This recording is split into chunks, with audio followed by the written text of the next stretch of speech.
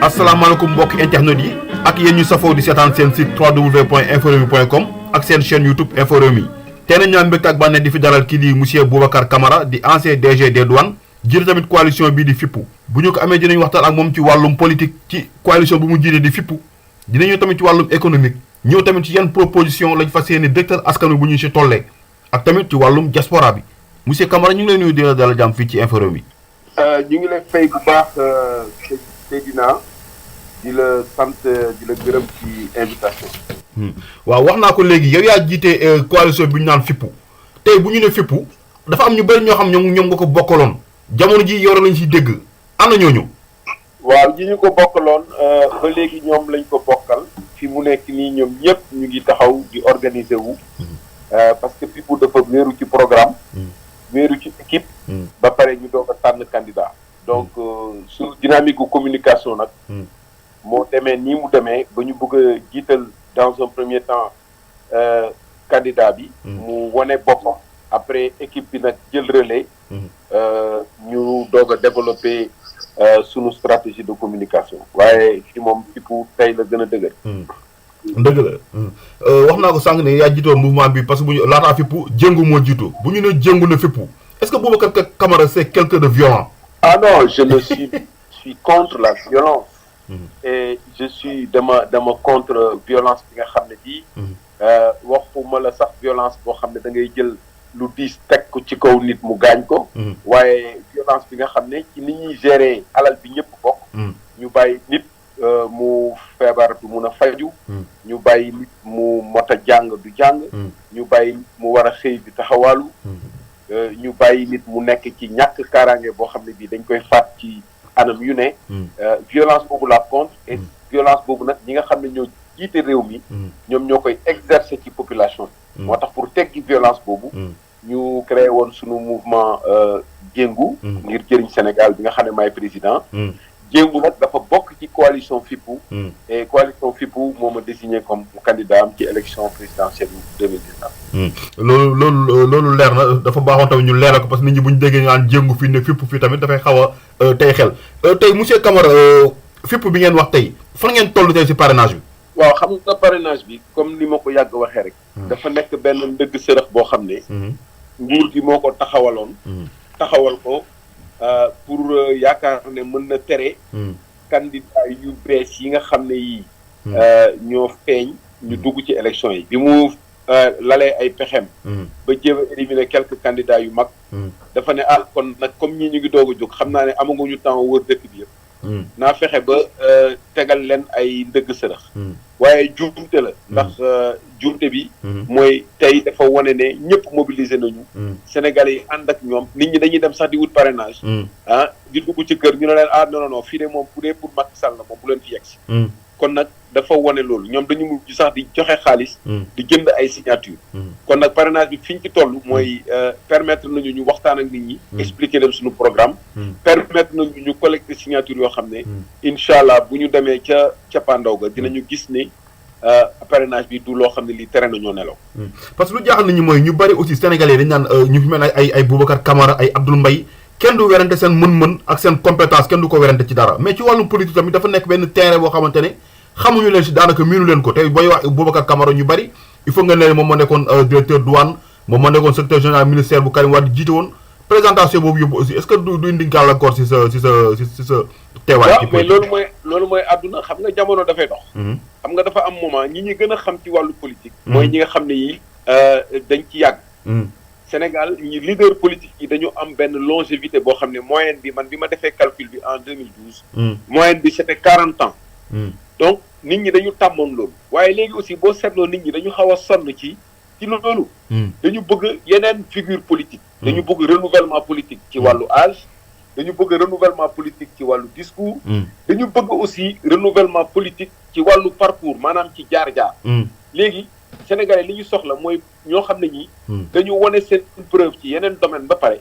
comme ñi nga tudd fii. ba pare nag yeewu. daal di ne dootuñu bàyyi politique bi ak ñi nga xam ne ñoo ko yore woon ba léegi dañ ciy dugg. wax ci maintenant gàllankoor bi muy indi. mooy dafa am liggéey boo war a def. ci terrain bi. pour ñu xamee la beneen titre bu dul titre yi nga amoon ci wàllu administration. wala ci wàllu privé. mais liggéey boobu ñun ñu ngi koy def. est-ce que liggéey boobu yomb na moo waral tey. waaw loolu laa lay expliqué. xam nga yow yaa ngi ma invité tey. xam nga yow invité woo ma comme directeur général douane. wala comme secrétaire général ministère. da nga ma invité comme homme politique. parce que peut-être am na lu war a tax nga gis ne am na intérêt pour nga invité. mais liggéey boobu la ñu def. et liggéey boo gis nag dafay am moment bu muy amee résultat ak moment boo xam ne bii résultat yi gën a. fi mu nekk nii daal ñun suñu xel dal na lool. ci liggéey boobu. dëgg la def nañu implantation bi ñu ko war a def. et incha allah buñ ci tolloo. di ngeen gis résultat yi. soo may wax sénégalais yi ban sénégalais nga may wax parce que bu ñuy xool yéen comme ni nga ko waxee léegi nii ñu si jug ñëpp ay ñu si mel ay ndem ay Ibrahima Fall ay Abdou Mbaye mënul fexe ba am benn député tey ñun ñëpp tey ñi ngay wax ñun ñëpp tey ñun ñëpp kenn werantewul seen mën-mën mais teewul sénégalais jox leen confiance yow ban liggéey nga war a mën def sur le terrain wala naka nga war a mën a fexe ba convaincre les sénégalais tey jii nga xam ni Boubacar Camara mi dina wute candidat indépendant yi daal mos a ñëw te daan daawuñ passé 1%. waaw xam nga ñun dafa am ay caractéristiques yoo xam ne dañu ko am ñun dañu bokk Sénégal. yàgg fi ancré ci population.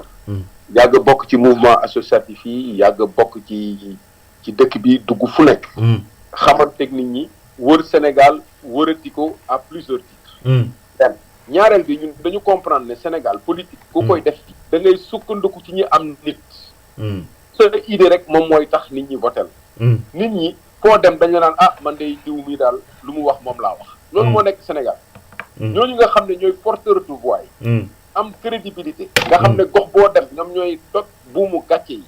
ñoom ñoo nekk ci ceet yi di dimbali nit ñi. su dëj amee gis bu ngénte amee ñoom la ñuy gis. ku feebar ñooy jox ordonnance. ñooñu ngay lëkkalool pour def sa politique. ok nga lëkkaloo aussi comme ni ñu ko defee ci coalition Fippu ak ay partis yoo xam ne dañu yàgg ci terrain bi. ñu mel ni ay LD Debout. ñoo xam ne dañu fu nekk nañ fa ci Sénégal. ñu ànd ak ñoom ànd ak seeni nit. loolu moo tax aujourd'hui ñu mun a am implant soo gisee Fippu am nañu comité de coordination dans tout le Sénégal. kon nag loolu liggéey la boo xam ne bii di nga wax na analyse bi comprendre nañ ko. tiré nañ ci ay leçons. ba nga xam ne approche bi ñu jël mooy approche dañu dëgër. parti dafay am tànk am xo doog a am bopp. kon nag loolu ñun comprendre nañ ko bu baax et loolu moo tax ëllëg. Boubacar Camara candidature am du dafay nekk loo xam ne lii dafay nekk une nouveauté. par rapport ak approche yi ñu daan gis parce que dafa combiner. technocratie bi. ba pare combiner approche politique bi moo tax may wax toujours. ne dafa am benn race bu bees boo xam ne moom mooy les technopolitiques. et je pense que même yeneen groupe yi ngay wax yeneen personnalités yi. tiré nañu leçon ci loolu. ba nga xam ne élection 2019 bi. di nga gis loo xam ne lii lu bees lay nekk. dina am benn promotion bu mag. boo xam ne ñi nga xam ne xamewuñu loolu woon ci politique traditionnelle. dinañu fël et nit ñi dinañ leen wóolu incha allah. dëgg la waaw nga may fàttali mbokk yi maa ngi dalal kii di Boubacar Camara jiite coalition Fippu tey monsieur Camara tey ban programme ngeen fas yéene dëgtal askan wi tey ci bu ñuy wax ci wàllu économique. bien que ñu bari ñu ngi naan tey fii l'économie sénégalaise se porte très bien mi ngi ci ay 7% est-ce que tey loolu dina yomb daan fi tey. waaw xam nga économie sénégalaise. fi mu toll nii. boo ko seetloo dafa am croissance. croissance bi nag li ko indi. mooy dañoo leb xaalis bu bare. endettement boo xam ne nguur gee ko leb. du endettement privé de endettement public la. endettement bi biñ ko lebee. ñu investir ko ci ay chantier yu mag. yoo xam ne yi waxtaanuñ ci ak kenn. amul benn chantier bu mag boo xam ne bii discuter nañ ko ak représentant peuple bi wala population yi. wala ñi nga xam ne sax ñoom ñoo ciy bénéficiaire. loolu am ay problème yoo xam ne nit ñi dañ ko am ci rentabilité bi. est-ce que dina rentable wala du rentable. mu indi croissance boo xam ne bii nit ñëpp dañuy interroger wu ndax croissance bi dina wéy. wala du wéy. ba pare option yi nga xam ne yi moom la nguur gi jël ci wàllu économie. dafa nekk option yoo xam ne yi dafa jël liggéey bi. jox ko entreprise étrangère yi. maanaam entreprise étrangère yi ñoo ëpp doole. ci liggéey yi ñuy def ci chantier yi. loolu dafa renforcer seen mainmise ci position de rente yoo xam ne yi. ñoom ñoo ko yor ba nga xam ne les segments yi gën a ëpp importance ci économie maanaam chef d'entreprise yi. secteur informel PME yi PMI ñi nga xam ne ñu ngi ñefe di investir seen xaalis. mënuñu jot ci alal jooju Sénégal lépp bëgg ko liggéey. loolu nag ban problème lay indi problème bi ñu njëkk indi. mooy jeexitalu croissance moom laay wax croissance su ruusitu mburu xam nga mburu dafa am bopp xam naa Cissé yi dinañ ma suñu mburu dafa am bopp am ñooxit am mburu mi ci boppam. ba pare am ruusit. Sénégal nag ruusitu mburu mi la jot. parce que bu fekkee da nga def croissance ba nga xam ne. da nga leb da ngay fay intérêt yi day dem bitim réew. sa entreprise yi koy def salaire yi ci ëpp ñi ko yore ay doxandéem lañu day dem bitim réew. mais nag état bu def tamit amul de monsieur Camara. maa ngi ñëw maa ngi ñëw ci affaire état bu waxuma état yëpp ay leb. mais leb warul jéggi dayoo te boo lebee daf la war a amal njëriñ. donc boo ko gisee day dem salaire yi dem dividende yi bu ñu defee société bi ba pare ba am lu ñu bénéfice bu ñu fayee impôt li ci des dafay dem. loolu yëpp boo ko gisee ba pare nag profit yi dafay dem bitim réew parce que ñi ci ëpp profit mooy entreprise yi ko liggéey. donc bu lépp demee li ciy des moom mooy ruusiti mburu ba nga xam ne population yi duñ ci jëriñoo. moo tax ñu ne ñun suñu solution bi ñu am. et loolu inconvénient bi muy njëkk am mooy du am impact ci chômage bi. du am impact ci pauvreté. nit ñi du ñu am liggéey te dañuy gën a ndóol. nga gis bâtiment yi di jóg coow di pare coono yi di gën a yokku. ñàkk liggéey gën a yokku ndóol gën a yokku croissance boobu kenn soxlawu ko. loolu mooy croissance su ruusitu mburu moo tax ñun proposition bi ñuy def justement.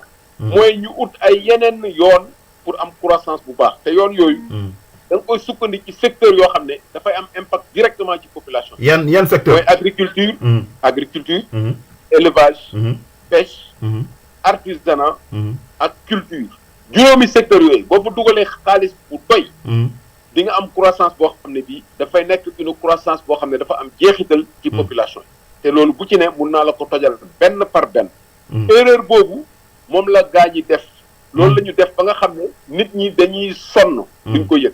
moo tax ma ne la jafewul yomb na pour expliquer Sénégalais yi que fii ñu toll bu ñu bàyyee situation bi mu demee nii dañuy gën a sonn dañuy gën a xoox moo tax suñu vision mooy fexe ba Sénégal naatal ñëpp mën a jot ci naataange kooku nag yoon yi ñu koy jaarale ñun xam nañ ko te boo ñu ko laajee dinañ la ko expliquer dinañ ci ñëw boo tax xam gannaaw ba luy dugg ci nag yu xaju ci cin li moo tax dañ koy jël di ko doga par partie parce que ñaan yàlla aussi bii nekk suñu dernière interview dinañ ñëwaat ak yow si yeneen secteur te dañoo tànn lu mel ni économique di tànn aussi lu mel ni politique tamit ñëw ci ak les réalisations tamit parce que loo bañ ñombor seereel ko gudd nopp ak mën a daw tey bu ñuy xoolee ci wàllum PSE am na ñu bëri yoo xamante ne ñi ne est-ce que tey opposition am nañ ay chance pour war a mën a gagner lii di élection 2019 bi ndax réalisation yoo xam ne président def na ko fi buy autoroute Ila Touba tey bu ñuy wax tey jam ñaajo ñu ngi ko transformé beneen ville TER baa ngi fi loolu lépp tey est-ce que neex naa daan. waaw moom laa lay wax sànq xam nga su ma la nee dañu def ay choix investissement yoo xam ne yi choix la yu baaxul xam nga boo fekkee da nga jël xaalis bu bare lepp nga bàyyi fii soo jëlee TER yow naka nga fii bàyyee Sénégal ni mu toll nga am chemin de fer boo xam ne bii boo ko réhabilité di nga transporter marchandise mu dem dëkk bi yëpp mën cee jot nga xam ne bu jógee ci port bi boo ko indee même port de Dakar buñ ko fi wàccee dina dugg ci biir dëkk bi rapidement ñu jaayante ko bu fekkee da nga koy yóbbu étranger nga mun a exporter facilement nga bàyyi fi loolu opportunité boobu nga am port boo xam ne bii mën nga ko gën a rentabiliser nga war a draguer portu Kaolack nga defar ko ba nga xam ne bateau yi bu ñuy sax yegg si Dakar dañuy ñëw portu Kaolack wàcce fa bagage yi nga def fa benn zone commerciale boo xam ne zone franche commerciale ba nga xam ne da nga fay stocké bagage yi Kaolack dundaat nekk dëkk bu rëy boo xam ne bagage yëpp daf fay dajaloo nga bàyyi fa loolu nga bàyyi fa yoonu transport yi nga xam ne nit ñi war nañ ko mun a jaar pour dugg ci géej gi jóge Ndakaaru dem Yène dem Rufisque dem yëpp ñu ngi am 700 kilomètres de côte am ay fleuve am ay bolon yoo xam ne transport bi ci la nit ñi di jaar ci ay pirogue artisanale amul bateau yu doy amul sécurité nga bàyyi fi investissement boobu nga bàyyi fi possibilité développer transport public transport en commun offre transport en commun Sénégal da ngay toog ay waxtu di xaar oto boo jël ñii dugg ci clando ñi yore ay Jakarta nit ñi di buuxante ci kaar yi nga bàyyi fa loolu amuloo ay transport public yoo xam ne yi ay oto yu baax lañu yoo xam ne yow sax boo mais Dakar dem dikk am nañ 471 bus déglu rek ma wax la dama ne la loolu du problème u chiffre bus dama lay wax ci c'est un problème de vision nga ñëw bàyyi fa possibilité nga ñëw am transport boo xam ne boo jógee yeewu suba da nga naan man est-ce que damay jël car est-ce que damay jël taxi est-ce que damay jël clando lan laay jël nga xam ne boo jógee wóor na la di nga yegg di nga xam ne di nga am prévisibilité boo jógee fii sa kër heure ba la nga fay jóge nga bàyyi fi yooyu yëpp bàyyi fi embouteillage boo xam ne kenn xamul nu mu toll. nga ñëw nga ne da ngay investir ay milliards ci ay terres. fekk yow da nga def choix économique boo xam ne c'est hasardeux. ok loolu mooy erreur économique bi gën a ngan. nga bàyyi fi li nga xam ne lii moo gën a am impact ci population yi. directement changer seen vie ci wàllu transport ci wàllu communication. nga ne da ngay jël xaalis bu mel noonu di ko ci def. nga jël autoroute yi. même chose. autoroute nga jël ay distance yoo xam ne ay centaine de kilomètres ay 80 kilomètres ay 120 kilomètres. ay 200 autoroute tant que amuloo échelle ay 400 kilomètres jëm kaw. mënuloo am rentabilité waxatuma laa nag nga leb ko war koo fay moo tax péage yi gis nga nu mu toll. moo tax contrat yi duré ay 30 ans. lépp lu rek dama lay expliquer ñun lii ñuy wax nii dañ ko fekkee. dañu xam dañu yàggal liggéey ci projet yi. wax piste de production yi ñuy wax. objectif bi ñuy wax ni naan seen PUDC bi. ñu ngi amoon objectif 1600 et quelques kilomètres 200 kilomètres de piste la ñu def di tuur lëndëm. donc loolu suñu ko démonté nit ñi dinañu xam ne nit ñi dañuy naxaate rek. mais xam nañu bu baax ne nit ñi dañu gën a sonn fii ci Sénégal. et que projet yooyu projet PSI xam nga ñu ngi jëm PSE 2. jóge nañu PSE 1 léegi dañuy am ñu ngi ci PSE mais dafa amoon un plan bu njëkk bu ñuy def. mooy plan d'action prioritaire bi. 2014 ba 2018. léegi ñu ngi dugg ci plan d'action prioritaire 2018 dañuy dem utiwaat xaalis. dañu bëgg a lebiwaat. mais plan d'action yooyu sax amoon nañ ay action prioritaire tey bu ñu doon def xayma ci action prioritaire yooyu éducation bokk na ci santé bokk na ci tey yow boo leen doon jox bilan ci quelques points ci PAT yooyu la ci wax. waaw loolu laa lay expliquer xam nga da ngay def plan d'action prioritaire. nga def sa plan d'action prioritaire nga gis situation bi gis nga éducation bi crise bu mu nekk. crise boo xam ne c'est structurel. aujourd'hui éducation financement bi baaxul. ñoom ñu ngi ko sukkandiku ci budget état bi chaque jour ñu dig enseignants yi loo xam ne lii mënuñu ko respecter. infrastructure scolaire yi gis nga ko. gis nga infrastructure nu mu demee ak abri provisoire yi. xam nga defuñu liggéey. santé gis nga crise bi ci nekk ak grève yi tous les jours. ba nga xam ne nit ñi sax dañuy fàq di jóge ci école publique bi même bu ñu amul moyen dañuy dem ci école publique nga gis ne investissement santé état bi li mu waroon gàlloo daf ko jël gàlloo ko population yi. population yi ñooy fay fourniture ñooy fay inscription ñooy fay lépp léegi internat amatul. lekk bi xale yi lekk sax fayatuñ leen ko seen bourse n'en parlons pas. kooku crise boobu am fii. nit ñi ne ci jàkk gis ci seen bët. du ñu ko werante ak ay projets yoo xam ne yi dañ leen koy wax ci ay rajo wala ci ay télévision di leen won ay maquette dañu sonn ci maquette yi. Sénégal dañoo wax jam ñaayo ko fa romb xam ne loolu du maquette. ma ne dama ne la loolu option boobu jël ay parc industriel dajale leen ne na foofu mooy développer industrie te yow amuloo environnement affaire boo xam ne moom mooy attirer investisseurs yi kenn def fa dul ñëw loolu laa lay expliquer. naxaate la balaa ngaa def parc industriel da ngay fexe ba industrie développé nga def fa investissement nga créer environnement des affaires ba nga xam ne ku am xaalisam. bëgg a investir day ñëw dugal ko Sénégal. fii investissement privé fii boo ko fi déggee ren balaa nga ko fi déggaat déwén. li fi nekk yëpp financement public la. te financement public inconvénient mooy lan dama lay expliquer li ma lay wax nii dafa am solo. maa ngi lay déglu financement war na ma bàyyi la ngay développé. waaw courte durée.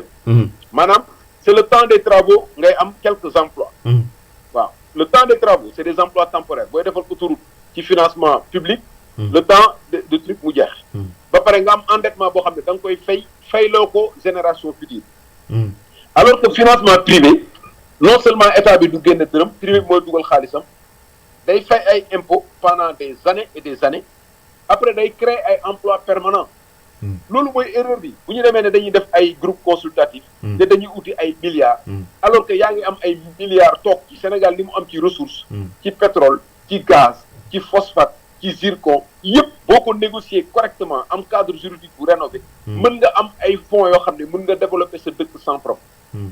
éducation wax naa la ko santé jalika naka noonu. nit ñi mënatuñu sax faju parce que ordonnance yi moo leen di rey moo leen di dax ci faju amul prévention médicale amul sax prévention tout court. mënoon nañu wax sax Sénégal ministère de la maladie dañu war a def pas ministère de la santé. parce que ay maladies jàpp nga ñu feebar yëpp ay théorie waaw loolu non xam nga man dama sawarul sax ci ay diagnostic gu nguur gi parce que lu ñëpp yëg.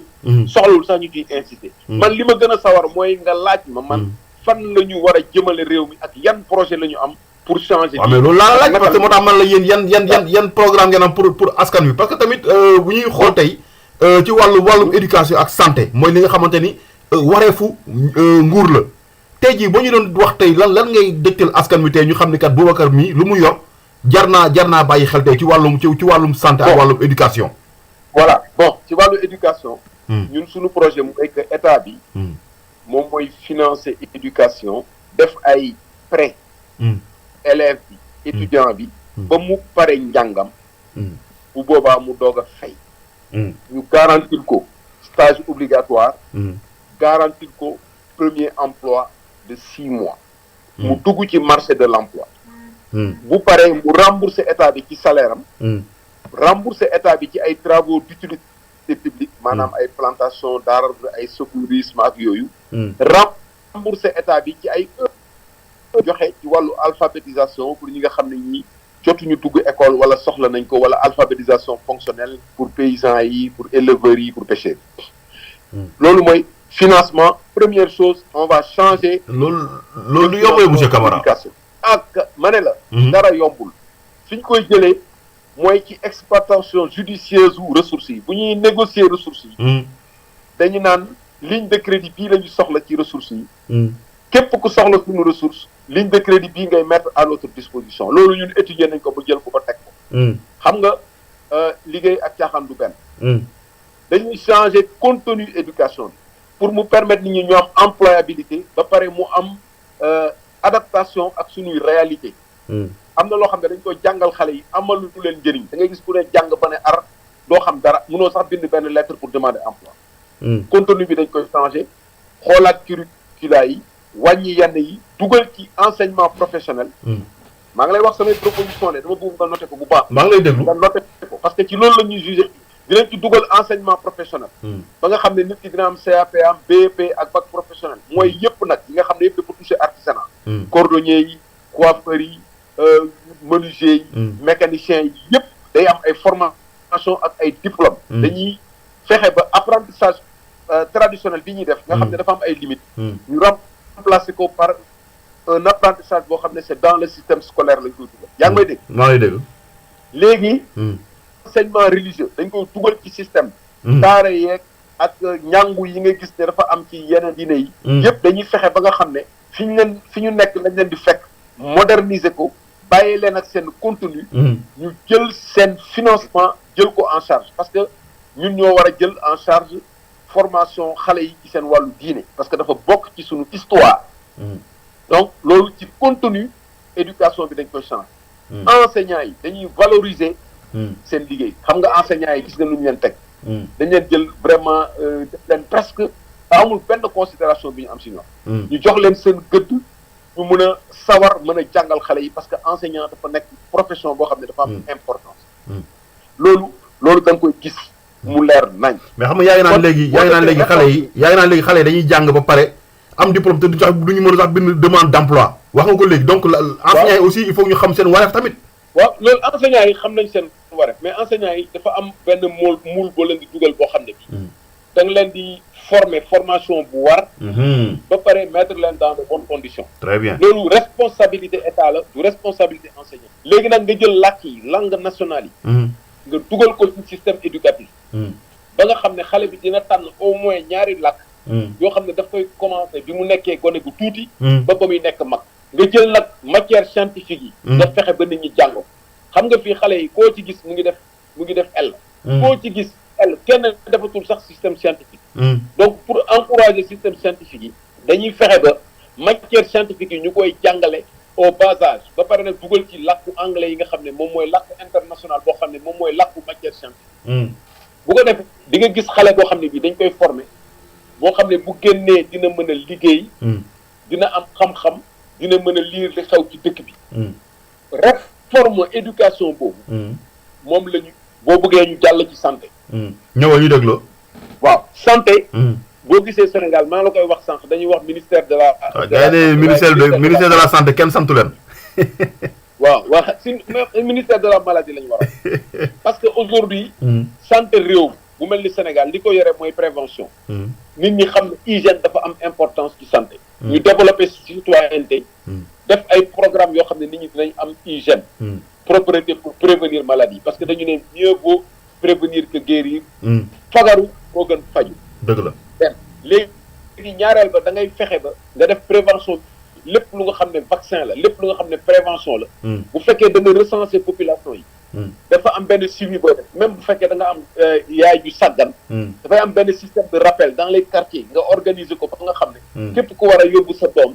ñaale nga ñëw yóbbu ko. nga xam ne xale yi dañ leen vacciner normalement du ñu am benn taux de mortalité bi ñuy am ci wàllu xale yi. kooku suñu organisation programme. nga fexe nag ba li nga xam ne mooy tere xale yi faju nit ñi di faju mooy ordonnance yi.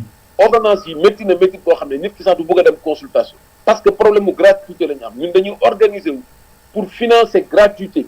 ba nga xam ne boo amee ordonnance pour maladie yi nga xam ne mooy ëpp lu muy faagaagal wala mooy sonal population yi nga xam ne amuñu doole. dafay am gratuité. yeneen maladie yi nag ñu fexe ba wàññi coût bi. xam nga loolu dafa leer.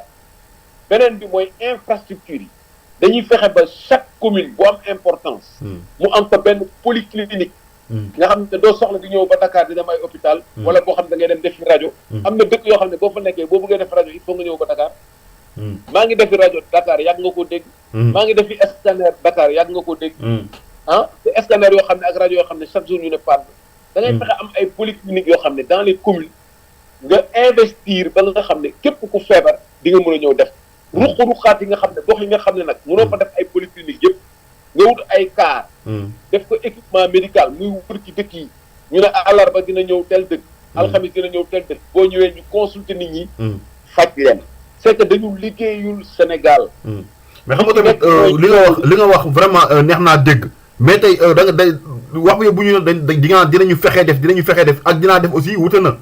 ma ne la lan mooy dinaa man dama li ma lay wax nii dafa leer nag ñun loo xam ne dañ ko étudier bind ko xool fi ñuy jëlee xaalis bi yàgg koo def ñun ñu yàgg sumb. fu ngeen di jëlee xaalis bi ay projet Sénégal attends Seydina. ñun Sénégal duñ fi gan. ah bon ñun duñ fi gan dañu xam xaalis bi fu ñu koy jëlee nu ñu koy duggee ku def douane. def coopération internationale. xam xaalis bi fu muy jógee. ku def infrastructure xam nu ñu koy dépenser. def énergie jaar ci ministère yi def ay ati xam fu xaalis bi dugg ci privé bi. dugg génn ñun li ñuy wax nii du waxu politicien ñun duñu ay politiciens. ñun ay homme politique lañu yoo xam ne yi dañu gis ne suñu réew toll na foo xam ne. war na mun a développé wu. ñu jóg di ci wébbay suñu waar. dëgg la mais jug boobu li ma la ko waxee noonu lañ koy defee. dëgg la jug bi nga wax nii ak fi nga jaar yëpp tey quel a été l'élément déclencheur bu jékki-jékki rek Boubacar Camara jug taxaw rek fipp comme ni ñu ko waxee sa coalition bi taxaw ne damay laaj réew mi. waaw léegi xam nga man sax jóguma sax ne damay laaj réew mi dama jóg ne damay politique. daal di dem waxtaan ak ay groupement yu bare ak ay personnalité politique. lu la yee ba nga jóg moom du tabbi. waaw loolu laa ci laa jëm. mu ñu tabbi fippu ñu def comité de sélection daal di ma sélectionné jury d'honneur bi validé ko. directoire bi daal di ma confirmé. ma nekk candidat fi. loolu moo ma ci dugal. waaw parce que man jóg ne man maay jiite ak yooyu man yooyu nekkul sama genre. dëgg la li tax ma jóg nag. voilà. dama gis ne réew mi. moo ma defal lépp. financé wul sama étude. sama yaay donnu ma dara. sama papa ak sama yaay ngi fii di nekk ay mag. nekk Sénégal état bi defal ma lépp. jàngal ma jàng fi daara màggee fi juddoo fii. màgg ci quartier populaire yi dëkk fii Grand Yoff samay parents jóge Fatick ma nekk fi jàng ci lycée public yépp ba réussir lii ma réussir def ay concours. ma gis ne Sénégal. toll na foo xam ne réunir na conditions yépp pour développer. ma gis nag loxo yi ko yor. fi ñu ko jëmee moo baaxul ma bañ a toog naan magu xamoon naa ko dama naan waxoon naa ko. xam naa ne Sénégal réunir na conditions yi pour développer am nañu richesse yi am nañu nit ñi am nañu volonté bi. ma xam ne nag bu ñu bàyyee yëf yi nii fi mu jëm ñax du fa sax. loolu mooy élément déclencheur. kon yow bokkoo suñu woo sama réew. patriotisme bi ma amoon. bay servir sama réew. ba mu jaral ma lu ne. ba jaral ma sax su ma nekkee ci privé bi. ñu woowaat ma ba dellu si waat ci public bi. ma def ko patriotisme boobu moom laay continuer ci wàllu politique. parce que dama yaakaar ne politique moom mooy voie bi nga xam ne moo lay permettre nga yore pouvoir bi. pour def transformation yi. toog ci suuf di conseiller rek doyul. dëgg la toog ci suuf wax sa avis rek doyul. man avis yi ma lay wax nii yëpp.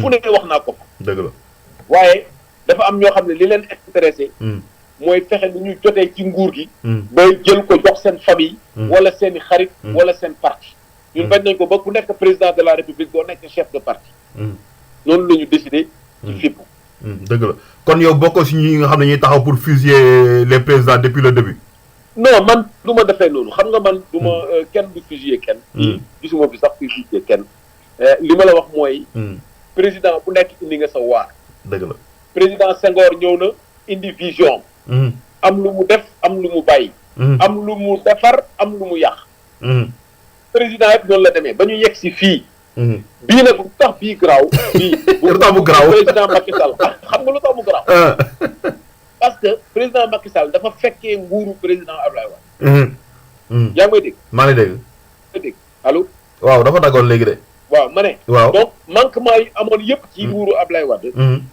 dafa ne moom da koy changer mais bi mu ñëwee toog nag daal di jël buum nga delloo ko ca booy ba def lu gën a raw moo ko tey li mu def moom moo ko tey ah bon loolu mooy différence su yaakaaroon ni incompétence wala moo ko tayal tayef la non moo ko tey parce que xam nga ñàkk mën bi moom ñoom ñëpp d'accord ñàkk mën bi moom nga ñëw Sénégal am concours de circonstance boo xam ne ñëpp la votel 65% nga ñëw fekkee prix pétrole yi yëpp wàññeeku nga ñëw fekk dëkk bi am stabilité ñëpp boo teg topp sa gannaaw pour nga liggéey munoo fexe ba nit ñi noyyi kooku moom incompétence bi amul weram waaye incompétence boo ci boole woon mu leer sax waaye manque de gouvernance ba pare institution yi ci fekkoon muy fonctionner mooy système électoral bi nga fekk muy fonctionner système gouvernance justice bi administration muy fonctionner kas néew loolu yëpp nga jël sa jaas yi rek di wekki benn par benn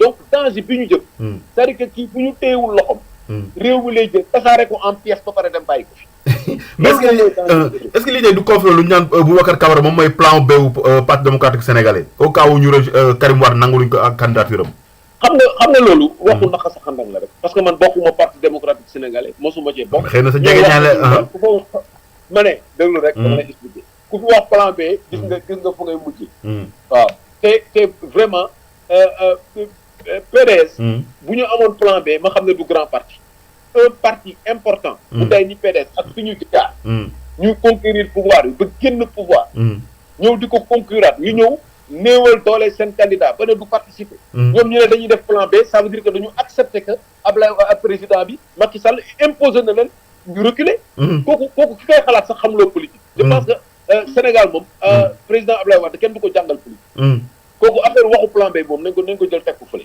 waaw kooku accepter plan B PDS bu accepter plan B ça veut dire que dafa accepter que régime bi rejeté na candidat am dans les conditions yi mu ko rejeté loolu moom ñi mokkalul politique ñooy waxee na dëgg la mais au cas où tey remplirul tey nombre de parrainage bu ñu leen sant tey bu fekkee matalul leen ko tey est-ce que tey pare ngeen pour dem nekk ak ànd ak keneen bootu ci ginnaaw beneen parti waaw mais yow lu tax la ñuy ñaanal loolu mais dañuy laajte rek déglul ñun nga foone bu ñu mënul def parrainage lan la ñuy doyee nekk candidat yéen tamit parti bu day nii ñun ak suñu jéngu rek mën nañ am parrainage waxatuma laa ñu nekk ci coalition FIPU ñu liggéey suñu liggéey am suñuy position ñuy wax bàyyil wax jooju ay affaire parrainage moom bàyyi leen ko moom seet non mais dañ koy laajte en tout cas vraiment duma la am xam nga looy laajte yàggatul parrainage bi léegi ñu def dépouillement bi dans un mois dinañ xam ku am ak ku amul dëgg la loolu moom ba bàyyi ko tegal fële dëgg la duñu la am aussi ba bàyyi la te laajuñu la aussi yan fexe wala yan programme ngeen am te pour la diaspora sénégalaise dafa mel ni nga leen di fàtte lu bari déet fàttewuñu diaspora gis nga diaspora sénégalaise loo leen dencal déjà dafa am un premier problème bu ñu am dañ leen bet bi c'est-à-dire que boolewuñu leen Sénégal def nañu fii benn loi ne dañuy jël ay député diaspora mais boo xoolee situation bi dara changé wu pourquoi ma ne dañ leen beddi nag ngay nekkee ci dëkk nekk sénégalais pour nga jot sa këyit rek coono bi ngay daj kenn xamul lan ñun loolu dinañ ko changer sa këyit sa kër la lay fekk benn ñaareel ba diaspora bi ñuy liggéey seen adduna yëpp dañ ko jëlee ko Sénégal indi ko Sénégal 800 milliards la ñuy dugal 800 milliards yooyu day dem ci seen i famille amul benn projet boo xam ne bii état bi am na accord ak diaspora yi pour que 800 milliards par an yooyu mën a dugg ci investissement dëkk bi te loolu xaalis bu bare ñun dinañu négocier ak diaspora bi ñuy dugal seen xaalis am na schéma buñ ci am mais seen xaalis tam si seen njaboot la jëm waaw loolu laa lay expliqué.